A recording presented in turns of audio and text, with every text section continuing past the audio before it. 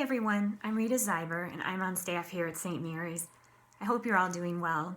Today I wanted to share with you a few thoughts on the readings, especially John's Gospel, where he once again gives us those comforting words of Jesus. Do not let your hearts be troubled. I tend to be a bit of a worrier. You can ask my family.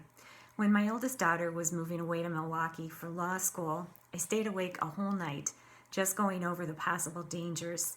She doesn't know anyone there. It's a big city, a rough neighborhood. She's too young to handle all this. Of course, she ended up loving her new life, and she did just fine.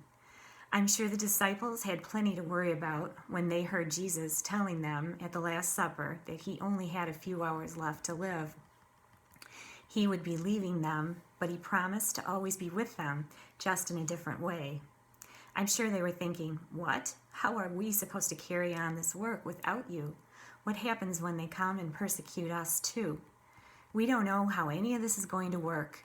Everything is crazy right now. Does this sound familiar? These are definitely days of worry for all of us. As I record this, more than 80,000 people have died in our country in just a few months. With each new day, we know that people will die, people will lose their jobs, and maybe their homes. We've never faced anything like this before.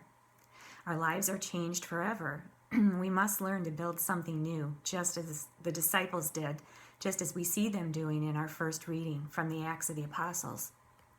Fortunately, we still have the presence of Jesus, that same presence of the Holy Spirit, with us at all times. We see the good work of Jesus in the heroes that keep us going, the healthcare workers, the scientists, all those essential workers who keep things running for us.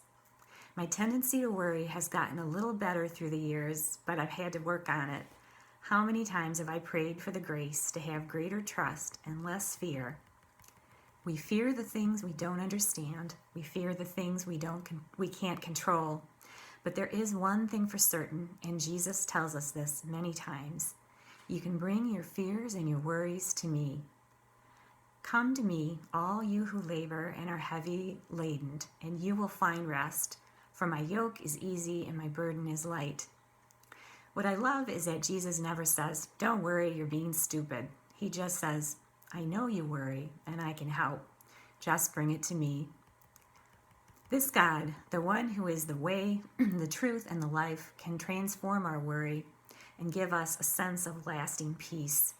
In Jesus, we are reassured that there is so much more for us beyond our earthly problems and our fears.